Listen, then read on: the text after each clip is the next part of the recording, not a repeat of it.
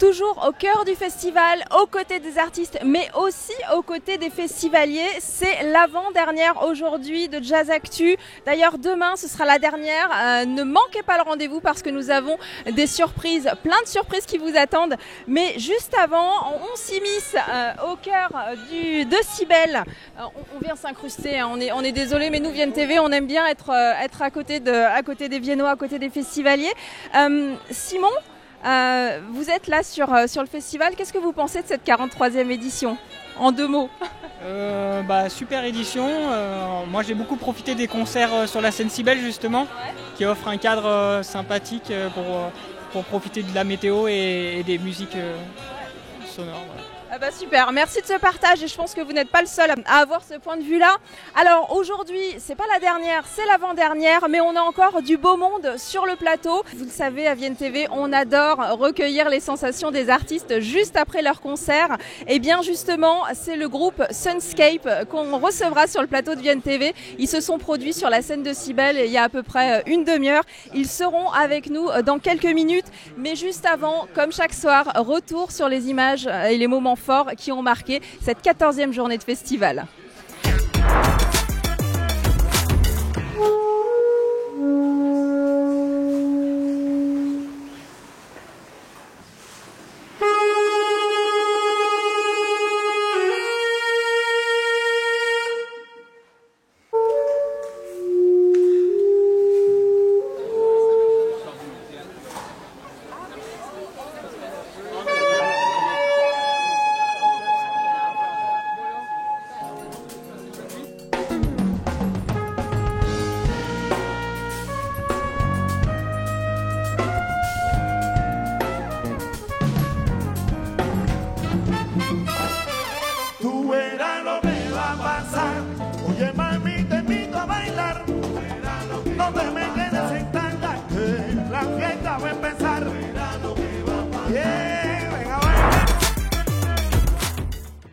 Allez, de retour sur notre plateau à Cybèle où une accalmie, la pluie s'est calmée, on retrouve le soleil et on retrouve nos 3 invités du jour, le groupe Sunscape. Donc c'est le soleil, vous avez fait revenir le soleil, c'est super. Merci d'être avec nous sur le plateau de VienTV. Alors, donc Jules, Emmanuel et Thomas, vous êtes donc tous les 3, vous formez le groupe Sunscape. Est-ce que vous pouvez nous présenter un petit peu l'origine de votre trio pour les téléspectateurs qui ne vous connaîtraient pas encore? Alors, il y a beaucoup de bruit, hein, on essaye de s'entendre, il y a les balances derrière nous. Alors, Sunscape existe depuis 2020. Ouais. C'est un projet qui est à l'aboutissement d'une amitié. En fait, on se connaît avec Jules depuis un petit moment.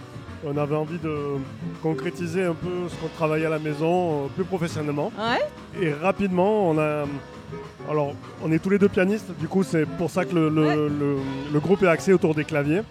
Et rapidement, Thomas nous a rejoint parce qu'on avait besoin d'un bon batteur. Voilà. Super, donc vous connaissez donc depuis 2020, c'est ça? Donc vous êtes de Montpellier? On est de Montpellier, peut-être que ça s'entend dans mon accent. Ça s'entend un petit peu, oui. Voilà. C'est la première fois que vous êtes sur le festival Jazz à Vienne? Alors moi, personnellement, oui. Mes camarades de jeu, ils ont joué il y a quelques années avec le Naïma Quartet, un groupe de Montpellier. D'accord. Voilà, sur la scène de Cybèle aussi. Alors qu'est-ce que ça représente pour vous, ce festival? C'est une ambiance particulière, j'imagine? C'est un festival légendaire, on peut dire, avec des très beaux lieux. Et on est hyper content de jouer là parce que c'est à la fois un endroit où notre musique elle a un beau cadre, et à la fois un endroit où on se sent mis en valeur. Donc ça, c'est pour notre côté, mais on est aussi content d'être dans le même lieu et sur les mêmes affiches que sur les mêmes programmes que tant de gens qu'on écoute le reste de l'année. Et vous êtes produit à Cybèle il y a 1 heure à peu près. Comment vous vous sentez là au sortir de la scène? On se sent bien, on est content. On a l'impression d'avoir eu une plutôt bonne réception de la part du public. On a eu des surprises avec la pluie. Ah, la météo est capricieuse sur cette 43e édition. On a eu un peu peur que ça stoppe le concert et au contraire, ça ça a provoqué des trucs inattendus, c'est-à-dire que les gens se sont levés, collés à la scène pour s'abriter, et à la fois ils étaient tout devant, donc ils étaient dans le centre du groupe, ils nous ont vachement encouragés. Il y a une légende sur le festival qui dit que les meilleurs moments se passent sous la pluie, voilà, sous les scènes sous la pluie. Donc voilà, c'est parfait, on attend la pluie. Alors parlez-nous un petit peu de votre style de musique, de qu'est-ce qui vous lie tous les trois et qu'est-ce qui vous lie au travers de la musique bien sûr. Les claviers, on va dire, en premier lieu. Ouais. Les claviers, l'envie d'aller dans une certaine direction aussi de composition, je pense, et d'ambiance musicale. On passe beaucoup de temps, je parlais des claviers en premier parce qu'on passe beaucoup de temps à travailler le son et les détails de ça, à raffiner un petit peu comment on utilise ces différents claviers. Donc le groupe est autour du combo piano et orgue au départ, mais on a rajouté des pianos électriques, des synthés, des effets sur le piano électrique, donc on travaille le son avec tout ça. Et un truc qu'on nous a déjà dit, c'est waouh, vous êtes 3, mais en fait on entend plus de musiciens, donc en fait voilà, on essaie de garder ce côté-là où ça peut se transformer au fur et à mesure et être assez riche de sons, de différents sons. C'est ce qui fait la singularité de votre trio. Voilà, c'est ça qu'on essaie de mettre en avant. Super. Thomas, t'as quelque chose à dire? Oui, Thomas, on vous a pas entendu. Hein? Non, c'est très bien. C'est rare. Alors parlez-nous un petit peu de vos projets, de votre actualité. Je crois qu'il y a un premier album qui est en cours. Exactement, on a sorti notre premier album il y a maintenant 6-8 mois. Ouais. En fait, c'est ça, octobre 2020. Oui, pardon. Octobre 2023. Ouais, voilà. C'est ça, on est dans les... La réception a été super par le public, par les gens, par les festivals. Maintenant, on enchaîne un petit peu avec des dates tout cet été. Ouais. On sera à Jazz Asset, on sera à Millau. Ouais. On sera dans un peu partout en France. Donc c'est quoi, une dizaine de dates qui arrivent? Gilles, vous disiez? En fait, on a testé un nouveau morceau sur scène à Jazz à Vienne. J'ai du mal à vous entendre là. Je me rapproche un tout petit derrière peu. Nous. On va se rapprocher On a testé un nouveau morceau en fait sur scène aujourd'hui, donc ça peut être un nouveau projet d'enregistrement. Voilà, ça va peut-être lancer une future phase de vidéo, album, on sait pas. Qui sait, un nouveau projet qui serait né à Vienne. Ça sera né là. On l'a joué sur une autre scène avant, c'était la deuxième fois qu'on jouait sur scène et a priori ça marche plutôt bien avec les gens. Bien répondu en face. Merci en tout cas d'avoir été avec nous sur le plateau de Vienne TV. Merci à vous d'être là, on vous souhaite une très belle continuation, on continuera d'être présent et de vous écouter, de venir vous applaudir. On espère vous retrouver l'année prochaine peut-être, qui sait. Merci beaucoup pour votre accueil. Merci. Et maintenant, avant de recevoir nos deuxièmes invités, nous allons prendre un moment pour découvrir ce que pensent les festivaliers et les habitants du festival Jazz à Vienne. Les équipes de Vienne TV sont allées à la rencontre des Viennois au cœur de Vienne pour recueillir leurs impressions, leurs coups de cœur, leurs anecdotes. On vous dit tout, c'est votre reportage.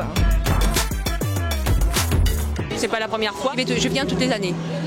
Par contre, c'est la première fois que j'emmène mes collègues. J'ai eu envie de leur faire découvrir en fait le jardin de Cybèle, l'animation autour de la ville pendant cette quinzaine. Non, 10 ans. Tous les ans. Voilà, ça fait 10 ans. Moi, c'est la troisième année consécutive.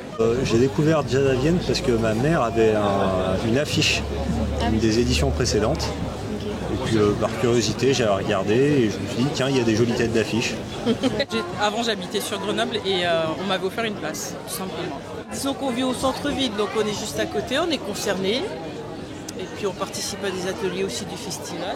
Ça fait 35 ans qu'on habite dans la région, donc on vient régulièrement pour ce festival. Oui, exactement, c'est la première fois. On était venus pour voir le concert au théâtre Antiquaire. Cette année, on a fait un pack trio parce que 3 artistes le soir qui nous intéressent. Il faisait très beau et on avait envie de passer une bonne soirée ici à Vienne. En fait, l'année où j'ai emménagé à Vienne, j'ai eu la chance de faire partie des chœurs de Bobby McFerrin. Donc il y avait une grande chorale de 149 choristes qui étaient issus d'ici et de Lyon.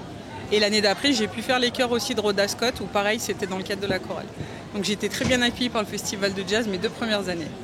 Le jour où il y a eu un énorme orage et on a dû expulser tout le monde et le monsieur, je me souviens plus du nom, il est venu rechanter 8 jours après ou 10 jours après. Michel Jonas était annoncé, donc c'était, je sais plus quel artiste accueillait les autres, mais en tout cas c'était une soirée où il y avait plein d'artistes qui jouaient avec ce groupe-là.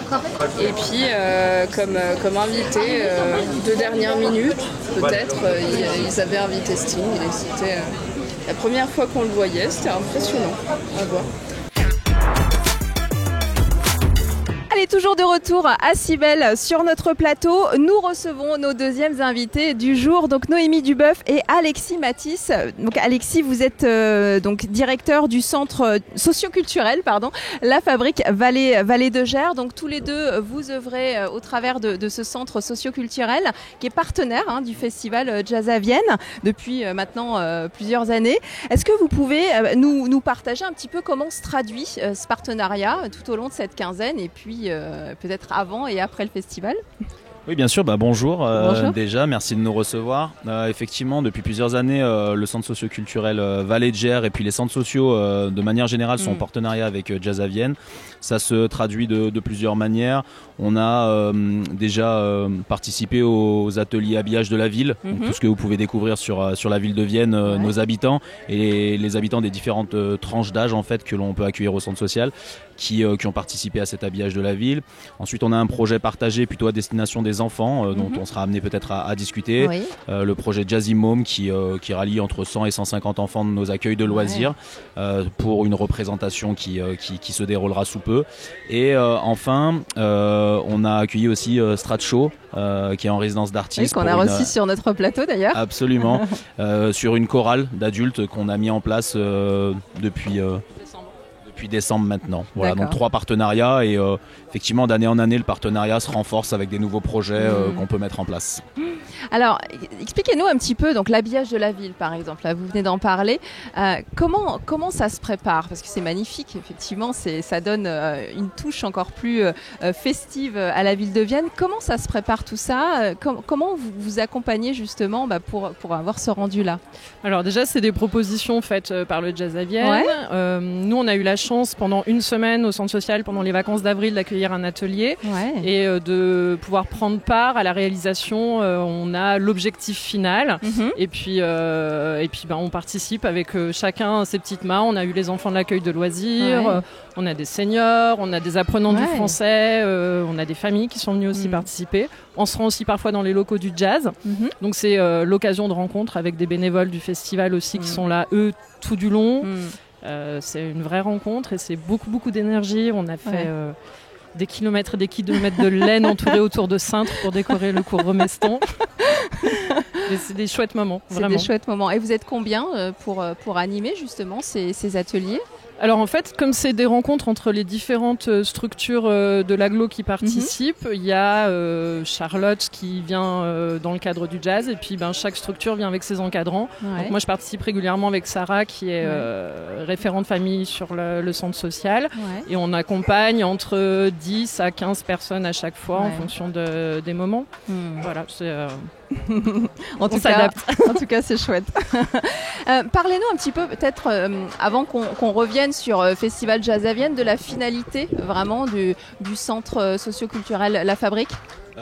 En lien avec Jazz à Vienne ou de manière générale? De manière générale, okay. Donc nous, les centres sociaux, on est des équipements de proximité sur les différents quartiers prioritaires de la ville de Vienne et on a vocation on est des lieux d'accueil inconditionnels où effectivement des structures de proximité où les habitants peuvent venir fréquenter un service comme des ateliers adultes, des ateliers de loisirs, un centre de loisirs, voilà, tout un panel d'activités qui leur est proposé. On a de l'accompagnement social où effectivement on aide les gens, que ce soit autour du numérique, autour de la santé, autour du retour à l'emploi, autour des questions éducatives qu'ils peuvent avoir en famille, des actions de parentalité. Et puis on a cette fonction d'accueillir aussi des partenaires à l'intérieur de nos locaux qui eux déploient leur activité et qui permettent aux habitants du quartier de pouvoir en profiter. Voilà. Ok, merci. Alors revenons sur ce dont vous nous avez parlé tout à l'heure, avec le concert pour les enfants qui aura lieu demain, en espérant que la météo soit clémente avec nous. Est-ce que vous pouvez nous parler de ce projet ? Oui, je propose qu'on le fasse en 2 voix. Le projet, il a maintenant 11 ans, c'est la 11e année où le projet s'appelle Jazzy Mom. L'idée, c'est de permettre aux enfants de vivre un temps jazz à Vienne et de s'intégrer à ce grand festival.